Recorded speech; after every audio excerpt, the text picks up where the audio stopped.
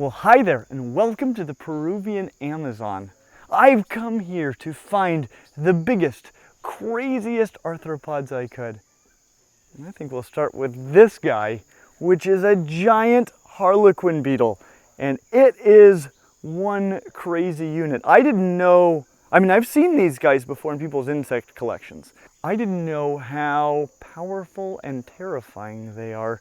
This guy obviously is super beautiful and super big, especially if you look at that leg span. Those front legs are colossal. Oh yeah, and he stridulates a lot when he's mad. You can really hear him.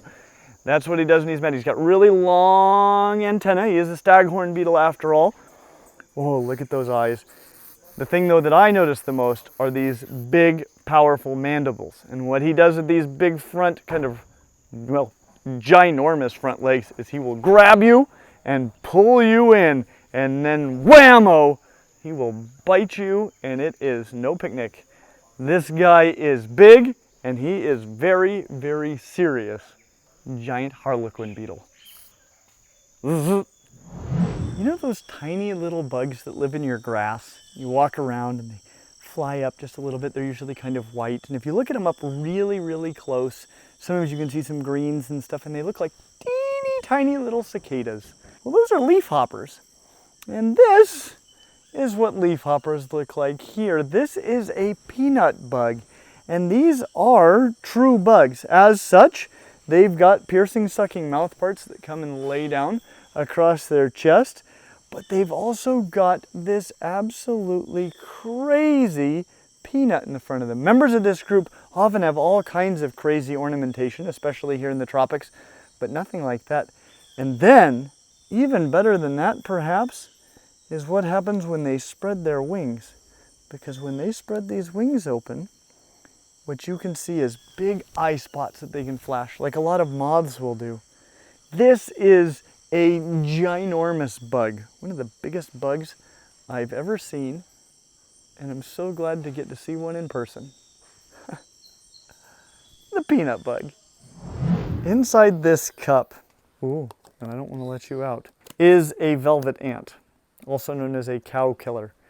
And I was pretty excited to see these. There are a lot of big ants down here, and at first I thought this might be one, but then I got a good look at the antennae, and there is a big difference between an ant's antenna and those of a flightless wasp, like a velvet ant.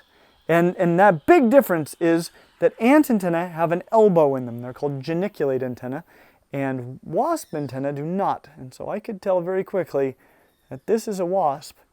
And then I was able to take a closer look and realize that this is a velvet ant. Now this one's not fluffy like many of them are, but it does have some really interesting, probably aposematic coloration, and these can be aposematically colored, which means warning colors, because these guys pack a punch. There is a scale of the intensity of Hymenopteran insect stings, Hymenopteran insects being wasps, bees, and ants, and these guys score second to the very highest. We've actually got a whole video about these guys because there are quite a few of them in North America, and they make really cool pets. But this one is very cool. This one is from the Amazon, a mutilid wasp, a cow killer, or velvet ant, even though ants they are not. Katydids are found in many places all over the world. They can be identified by their, well, commonly leaf-like appearance, and on the females, a blade-like ovipositor that sticks out the back. That differentiates them from things like grasshoppers, which have no ovipositors, and crickets, which have like a spear-like ovipositor. Here in the Amazon, we have seen lots and lots of katydids. We've seen big ones, we've seen small ones, we've seen some with ginormous ovipositors that are just crazy, like 4 or 5, 10 times as long as they are. We've seen some that are like this big, but the reality is, you know, even in the desert of Utah, we've got pretty big and pretty beautiful katydids. But I've never seen one this kind of terrifying before. These are police duty gloves. They are Kevlar reinforced in the palms and the fingers.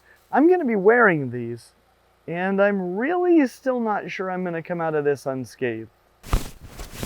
Here we go. This frankly terrifying monster who I'd like to be holding differently because I don't want to hurt her, is a spiny devil katydid, and she's terrifying. She is truly terrifying. Everything about this is horrifying. It's got this big spiky crown of thorns on top of its head, and that theme pretty much carries through, well, everywhere, especially on the legs. These spines are literally everywhere, and she's got tarsal claws on the end of her feet that she uses to try to pull you into what are the most substantial mandibles I've ever seen on a katydid ever in my life, and she seems very enthusiastic to use them. These mandibles are really, really powerful, and they're scissor-like. It is my understanding that they use them to crack open seeds, and there are some predatory, or at least omnivorous katydids out there. Would not surprise me at all to find out that this terrifying beast is one of those as well. What a horrifying insect. I love it. This terrifying spider is a Brazilian wandering spider, also known as a banana spider. And these guys are genuinely terrifying. This is actually one of the creatures I've been the most afraid of since I've been here. Now, they're big. They're like small tarantula-sized big, but they're not tarantulas. These are true spiders. You can tell by the fact that they have fangs that close like pincers instead of kind of parallel to one another like those of tarantulas. This is just a great big wandering spider. At first when I saw them, I thought they might be in the genus Hogna, like our Hogna carolinensis, our giant wolf spider that we've covered, though these are clearly bigger. And it wasn't until I had caught 2 of them and brought them back that I discovered exactly what they are, and they are horrifying. The effects of this bite are so extreme, we actually have made an entire video about it with somebody here who has been through the bite of a Brazilian wandering spider, and it's awful. We're talking about the potential for death, paralysis, loss of function of parts of your body, very, very unusual erectile issues that can last, well, days and then years. So this is a very scary spider, and I will tell you, the other night I showered with one. There was one right there, just over my head, the entire shower. And every time I got a chance, I would peek up to see exactly where that spider was, because that's scary. That's a really scary spider, not just big, terrifying. This crazy creature is a millipede, and I'm used to seeing millipedes, usually quite a lot smaller than this, and usually more round in body shape. This one is flared out like it wants to be a hybrid between a millipede and a trilobite. It's so cool looking. Millipedes have a bunch of repeating segments. Millipede literally means 1,000 legs, which to my knowledge none of them have. But what they do have is 4 legs per trunk segment. So they've got a head segment which has antenna and mouth parts on it, and then they've got just a bunch of these repeating body segments. Centipedes, which are their relatives, other myriapods, they have 1 pair of legs per body segment, and of course their first body segment, the legs are modified into venom-injecting toxicognaths. Work into every conversation you can. But these guys have no toxicognaths, and instead they've got 2 pair of legs per body segment, giving them many, many legs, twice as many as a centipede of equal length would have, but not 1,000. Very cool. These tend to be detritivores, totally harmless in terms of their attacking ability, but many of them do produce cyanide, and they can secrete it when they're stressed, so I wouldn't eat one or lick your hands after handling one. You gotta be careful about that. I'll definitely be washing up after this little experience. Earlier, we looked at a pretty good sized velvet ant, which turned out not to be a true ant. This absolutely ginormous, approximately 1.5 inch long creature is an ant. You can see that elbow in the antenna. It has those geniculate antennae. But this ant is the largest and probably in many ways the most terrifying ant in the world, the bullet ant. And these are really weird ants. We've noticed when we walk around here in the jungle that we see them from time to time. But usually, you don't see more than just a small number of them. You don't see them walking in tight columns like you see with so many of the other ants. We see other ants moving in these perfect little streams like the leaf cutters, you know, sometimes just like huge rivers of ants. Every now and then, one time in fact, we saw a large group of bullet ants together, but usually they're kind of alone, and they usually do live in colonies that are fairly small, maybe a few hundred workers versus the absolutely millions of them that you see sometimes. And something crazy I've learned about them is bullet ants don't really have queens. They have reproductive workers. And so some of the workers become reproductive and start colonies, and you know, they're not laying a whole ton of eggs like the queens of other colonies, other types of ants. And so there won't be that many bullet ants. So that's kind of nice. The thing about the bullet ants is they're huge, they are pretty darn aggressive, and they pack the greatest wallop of any Hymenopteran insect. I told you that there's a scale. The mutilids are the second to the highest level. These guys, and only occasionally the tarantula hawks, the pompiliid wasps, those are the only ones at the top of the scale. And sometimes, depending on the rating system, these are the only ones at the top of the scale. So despite being horrifically bad, the sting of a tarantula hawk, it's somewhat less severe than this, the bullet ant, one of the scariest creatures down here. And Will, because I don't know why, has decided that today he wants to be stung by the bullet ant. So stay tuned for that video. We'll let you know how things go for him. I tried to warn him. This horrifying nightmare is a giant centipede. And centipedes are magnificent creatures. Already we've looked at a millipede, which are harmless except for the cyanide that they produce. But they're not going to bite you and hurt you. It's more of an issue of if you try to bite them, something like that. Generally speaking, millipedes are harmless. Centipedes, on the other hand, especially one this big, quite scary. Now you can identify a centipede from a millipede in a few ways. Like millipedes, they've got a head and a bunch of repeating trunk segments. But one big difference is, on each of those trunk segments, they've only got one pair of legs, not two. And if you notice, the front pair of legs on the front segment that come up and wrap around the head, they're venom-injecting legs, and they're called Toxicognaths. And those of you who followed this channel for a while know I love that word, and you should incorporate it into every sentence you can, which is part of the reason why I wanted to come here and look at these giant centipedes, because look at those Toxicognaths! They're monsters. This gargantuan gastropod is a giant land snail, and it is huge and kind of disgusting, but also kind of delightful to hold. Hopefully he's being a little shy right now, understandably so. And I say he very liberally because most snails are hermaphrodites, and I would imagine this one is too, meaning they are both male and female simultaneously. When two snails run into each other, it's guaranteed it's a potential mate, and they can exchange gametes, and they do these by spearing each other in the face with a sperm-injecting dart. Kind of an interesting courtship indeed, but it's mutual because they're both male and female at the same time. Snails experience something during their early development called torsion, which is where their body twists, and so they end up asymmetrical. And there are right-handed and left-handed snails, essentially based on how your hand would go into the shell. Generally speaking, for a given species, most of them all go one way or the other, but sometimes you get an oddball. And you know, something else that's really cool is snails are mollusks, like cuttlefish and octopus that we've talked about, which are cephalopods. This group of mollusks, they're not cephalopods. Woohoo!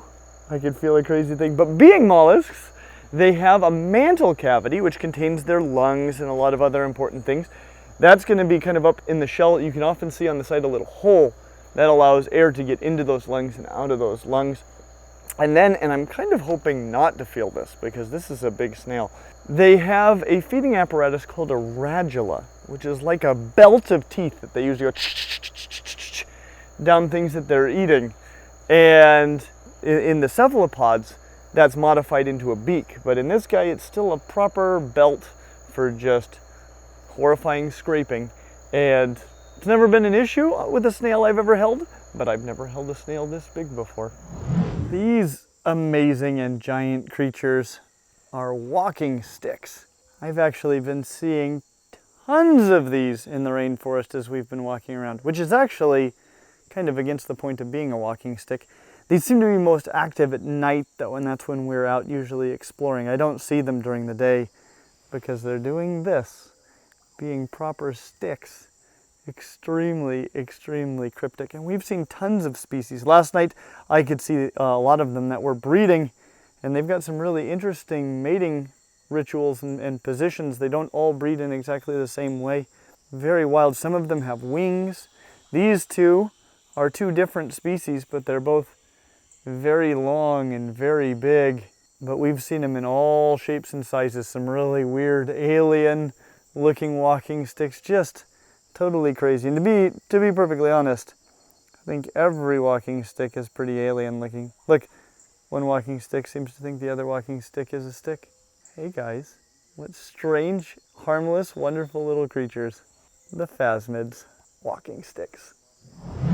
This positively horrifying creature is a tailless whip scorpion. This might be one that you're familiar with because we've done a video about these guys because they actually make pretty cool pets. Well, this is where they come from. And I mean, look at the size of this guy. And they are horrifying and wonderful. This is an arachnid, like a spider or a scorpion. And because of that, they've got two main body segments. They've got 8 walking legs and no antenna. But you might notice they functionally walk on 6 legs, and it sure as heck looks like they've got antenna.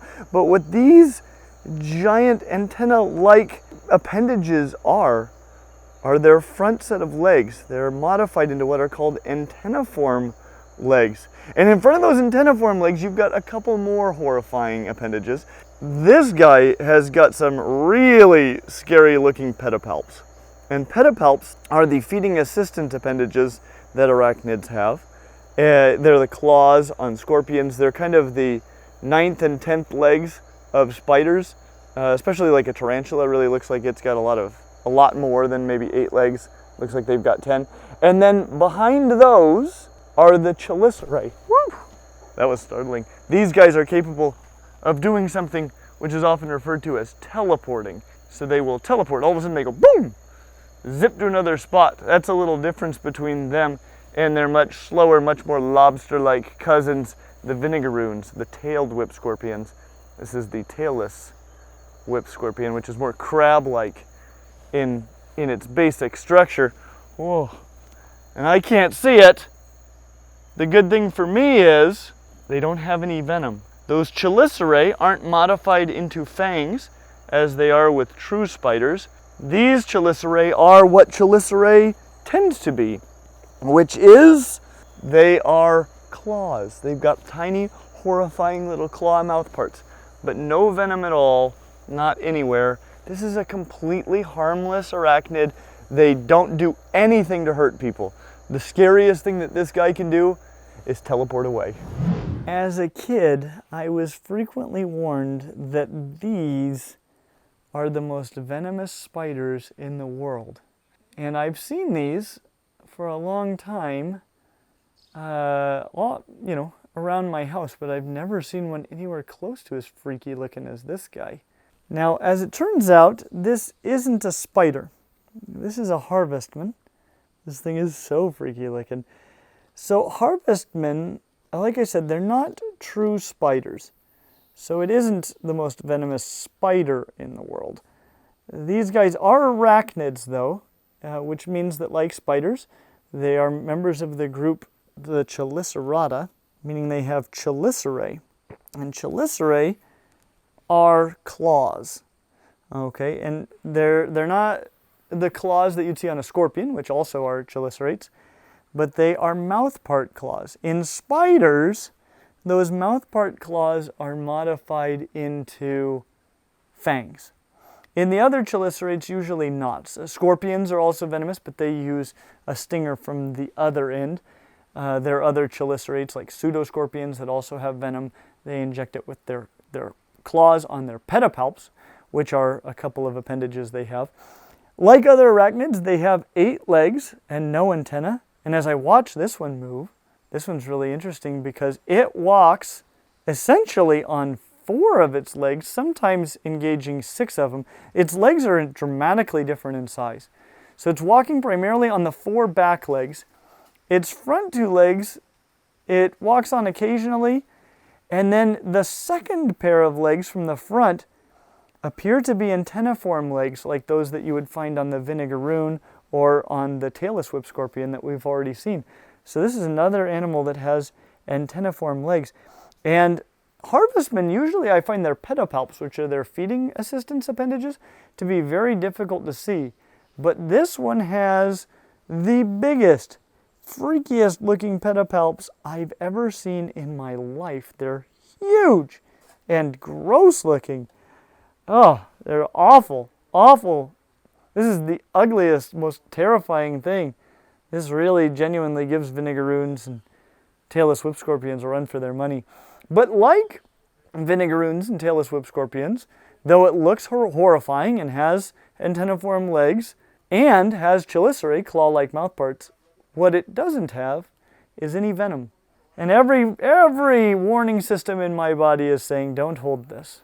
But my brain is saying, it's okay. It can't hurt you. Oh, you're disgusting.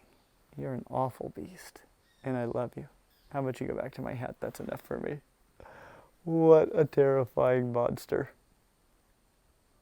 The Harvestman. But I would say the scariest arthropods down here are probably 2. The one that I personally had the worst experience with are chigger mites. They are horrible, horrible creatures that every now and then lurk in grass, apparently especially where there are cattle, and they get in between like your socks and they suck some blood and then they itch like crazy for the next week and a half. They are so horrible that they distracted me largely from what is probably the scariest of all the arthropods down here, the mosquito.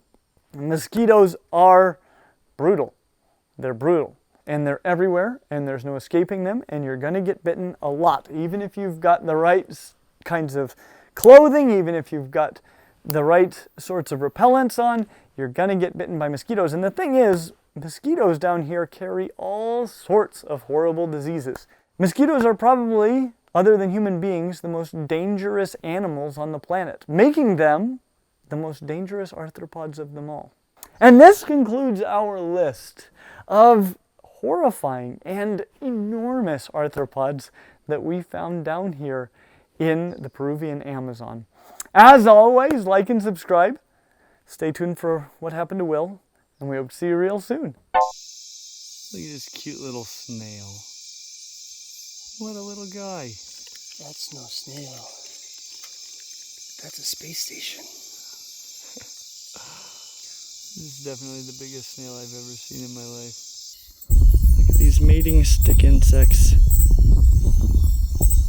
This is Phasmid love. They actually met in a chat room.